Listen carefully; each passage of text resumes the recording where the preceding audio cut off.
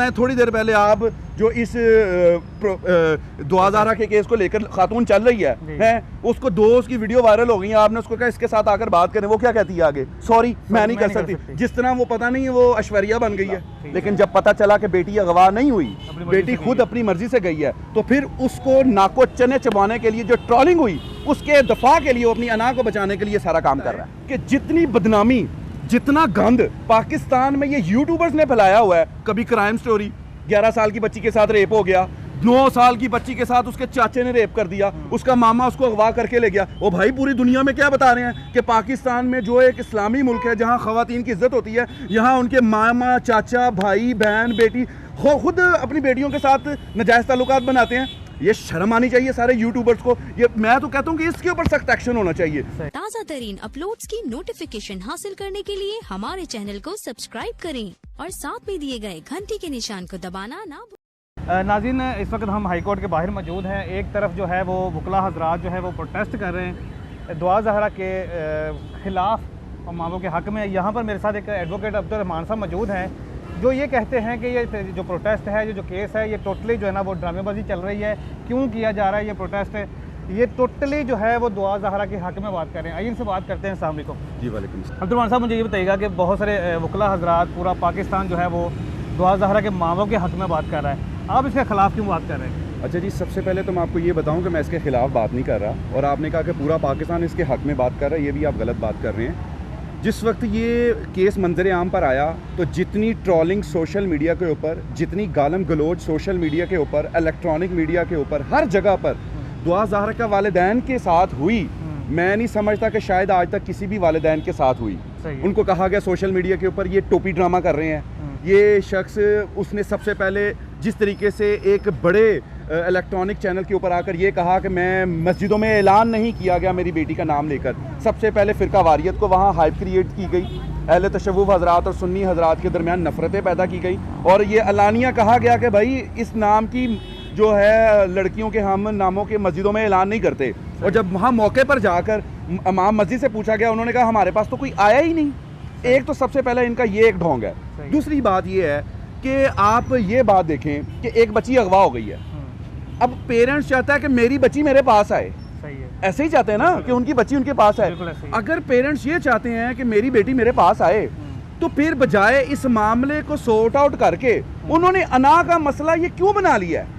ये उनकी ज़ाती अना का मसला है कि सोशल मीडिया के ऊपर उनकी बैंड बजाई गई कि भाई तुम ड्रामे कर रहे हो, तुम फ़िरका वारियत फैला रहे हो, तुम ये कह रहे हो इस नामों की मस्जिदों में ऐलान नहीं किए जाते, मेरी बेटी घर से क्या नाम है अगवा हुई है। हालांकि उसकी जो भी इस सूरत हाल है, वो बेटी उनकी एक अपने जिसके साथ उसकी शादी हुई है ज़हीर के साथ, वो उसके चक्कर में घर से गई है। ऐसे ही है। अब वो उस सारे सिस्टम को कवर करने के लिए मेरी बेटी अगवा हो गई, इसके पीछे गैंग है, इसके पीछे वो है, इसकी आगे ये है, इसके ऊपर है, और आज अगर कुछ नहीं है भाई आपकी बेटी अगवा है, आप वो खुद कह रही है कि अगर मुझे शफकत का हाथ मेरे सर पे रख दें तो मैं वापस आ जाती हूँ। मुझे ये बताएं, उनको अपनी बेटी चाहिए कि उनको इस तरीके से बेटी चाहिए कि वो बिल्कुल वापस आ जाए और उसकी सारी ख्वाहिशात को जम कर लिया जाए। सही। और दूसरी बात ये कि ये जितने भी यूट्यूबर्स ने ड्रामा फैलाया हुआ है, वो जैसे जुनैरा की ट्रोलिंग की गई है और उसको कहा गया कि तुम्हारे घर अगर बेटी होती तो तुम ये ना करती, यासिर शामी भी उसके खिलाफ लगा हुआ, बड़े बड़े यूट्यूबर्स उसकी बैंड बजा रहे हैं।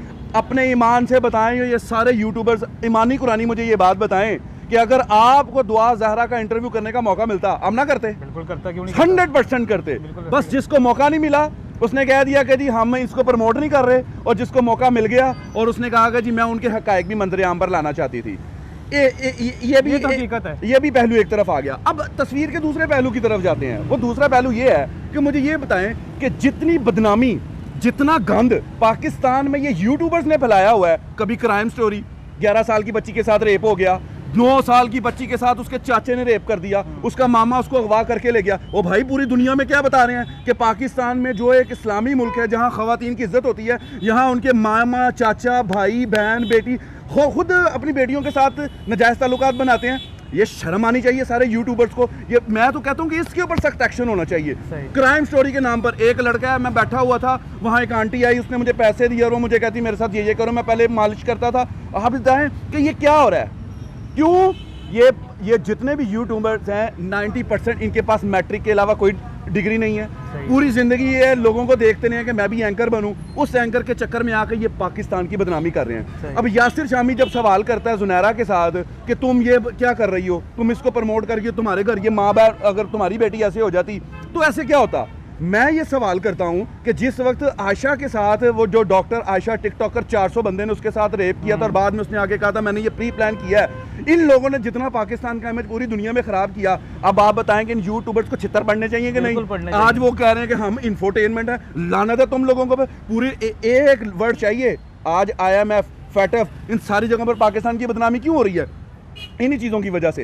इन्हीं चीज़ों को आग पूरी दुनिया में यूट्यूबर्स अपने मुल्क का सॉफ्ट इमेज आगे लेकर जाते हैं। यहाँ बलात्कार हो गया, रेप हो गया, टांगे उठा के ये कर दिया। अब जितने, मैं नाम नहीं लेना चाहता हूँ यूट्यूबर्स के, खुदा की कसम थंबनेल देकर ना मैं कहता हूँ हमें शर्म आ जाती है कि यार ये क्या काम कर रहे हैं। और यार वो अगर ये दुआ ज़हरा के वालिद चाहते हैं कि उनकी बेटी अगवा ना हो, बाहर ना जाए, और भाई तुम शफका का हाथ रख के उसको तस्लीम कर लो। तुम लोग कह रहे हो कि ऐसा मेरा दामाद हो सकता है, भाई हो गया है। अगर मुझे ये बात बताएं कि वो कहते हैं कि हम इन चीज़ों को नहीं मानते, क्या ये हाई कोर्ट से ऊपर है? क्या ये अदालतों से ऊपर है? अगर ये अदालतों से ऊपर अपनी अदालतें लगाकर बैठे हुए हैं, फिर तो मैं कहता हूँ पाकिस्तान का अल्लाह ही हाफ़िज़ है। और भाई पाकिस्तान में किसी भी चीज़ का कानून है, अदालत को मानते हैं कि नहीं आप? अगर अदालत प्राइम मिनिस्टर को उतार सकती है, इसका मतलब है अदालत की वर्थ है। चाहे उसने गलत उतारा सही उतारा, ये हमारा फैसला नहीं है, अदालत के ऊपर छोड़ दें। लेकिन खुदा के वास्ते ये जितने भी नाम निहाद 2 टके के यूट्यूबर्स हैं जिनको ना शर्म आती है, ना इनके आगे है ना कोई पीछे है, इनके पास पल्ले, इनके मुझे बताएं किसके पास मास्टर की डिग्री है? बताएं किसी के पास? किसी कोई प्रोफेशनल जर्नलिस्ट है? इनको सहावत का पता ही नहीं है। ये सिर्फ और सिर्फ अपने व्यूज के लिए इन्होंने बेड़ा गर्क करके पाकिस्तान के इमेज को खराब किया हुआ है। अभी मुझे बात बताएं, थोड़ी देर पहले आप जो इस दुआ ज़हरा के केस को लेकर खातून चल रही है, उसको 2 उसकी वीडियो वायरल हो गई है, आपने उसको कहा इसके साथ आकर बात करें, वो क्या कहती है आगे? सॉरी मैं नहीं कर सकती। जिस तरह वो पता नहीं है वो ऐश्वर्या बन गई है, उसकी बड़ी वर्थ बन गई है। ये चीज़ है, असल में सबकी दुकानदारी चल रही है, ना आपको कुछ मिलना ना किसी को कुछ मिलना है, आपको डॉलर मिलने हैं यूट्यूब से। बदनामी आज आके ज़हरा के वालिदैन की हो रही है और उसकी बेटी की हो रही है, पर पूरी दुनिया में ये इमेज जा रहा है। वो कह रहे जी हम इस वजह से कह रहे हैं कि लड़कियां ना भागें, हम प्रमोट नहीं करना चाह रहे। और भाई ये काम हीर के दौर से भी चल रहा है, उस वक्त ये सोशल मीडिया नहीं था।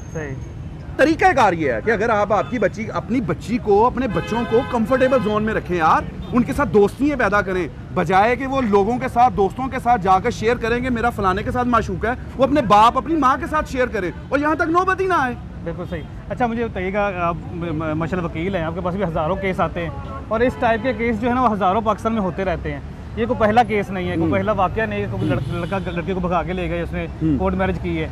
इस केस को क्यों उठाया गया, इतना क्यों हाइप क्रिएट की गई है? इस केस को इस वजह से उठाया गया कि उसके वालिद ने ये कहा कि मेरी बेटी अगवा हो गई है, और पाकिस्तान में अगर बेटी अगवा होने का मतलब है कि पूरे पाकिस्तान की बेटियां अगवा हो गई हैं, पूरा पाकिस्तान उसकी हमदर्दी में निकला। लेकिन जब पता चला कि बेटी अगवा नहीं हुई, बेटी खुद अपनी मर्जी से गई है, तो फिर उसको नाको चने चबाने के लिए जो ट्रोलिंग हुई, उसके दफा के लिए, वो अपनी अना को बचाने के लिए सारा काम कर रहा है।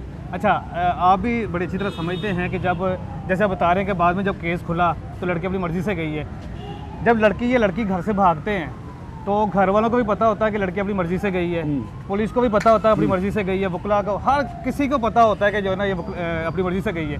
फिर उसके ऊपर अगवा का पर्चा क्यों किया जाता है? क्योंकि ये पाकिस्तान में एक बड़ा ज़बरदस्त सिस्टम है कि एक औरत जो है ना, एक बेटी जो है, ये एक बड़ा सेंसिटिव इशू है। ठीक है, पुलिस, जिस वक्त पुलिस के पास खबर जाती है ना, तो पुलिस बेचारी मासूम है, उसको नहीं पता होता कि लड़की अगवा हुई है या भागी है। और पुलिस का सबसे पहला काम ये है, पुलिस को पता होता है कि लड़की अपनी मर्जी से भाईजान इल्हामी बुनियादों के ऊपर कोई काम नहीं होता। अगर आप पुलिस, मेरी बात सुने, अगर आप पुलिस में कोई एप्लीकेशन लेकर गए हैं कि मुझे फलाने बंदे ने मारा है, मेरे साथ ये जद्दोकोब हुआ है, चोटें आपको लगी, सर आपको फटा है, इन्वेस्टिगेशन बाद में होनी है। FIR का मतलब क्या है? First investigation report. ठीक है, उसको सबसे पहले आपने उस रिपोर्ट को रजिस्टर्ड करना है। ठीक है, जो सबसे पहले आपके पास आई है। मैंने आपको आसान मतलब में FIR का मतलब बताया है कि जब FIR होगी, इन्वेस्टिगेशन उसके बाद होती है। बड़े हीनियस क्राइम होते हैं जिनमें FIR से पहले इन्वेस्टिगेशन होती है, कोई चेक का केस हो, कोई इस पर, ये तो एक सेंसिटिव इशू है। एक माँ बाप पहले ही परेशान है, पहले माँ बाप को खास, क्योंकि जब तक वो पुलिस के मामले में नहीं जाएंगे उनकी बेटी का कुछ सुराग पता नहीं लगेगा। जी नाज़रीन, अभी आपने अब्दुर्रहमान साहब की बातें सुनी है, जहाँ पे पूरा पाकिस्तान जो है उनके वालिदैन को प्रोटेस्ट कर रहा है, और अब्दुर्रहमान साहब की बातें जो हमने सुन ली हैं, इन्होंने क्या बोला है, किस तरह से असल में मेरे ख्याल में जो सही हक़ाइक़ हैं इस केस के उन्होंने सामने खोल के रख दिए हैं। और जो यूट्यूबर्स हमारे हजरात जो हैं वो सिर्फ व्यूज़ लेने के लिए उल्टे सीधे थंबनेल, उल्टी सीधी बातें और मतलब क्या क्या कर रहे हैं अब सबको पता है। तो इस बारे में आप क्या सोचते हैं, इस बारे में आप क्या कहते हैं, हमें कमेंट सेक्शन में लाजमी बताइएगा। इसी के साथ अपने मेज़बान अहमद गौर को इजाज़त दीजिए। अपना बहुत सा ख्याल रखिएगा। अल्लाह हाफ़िज़।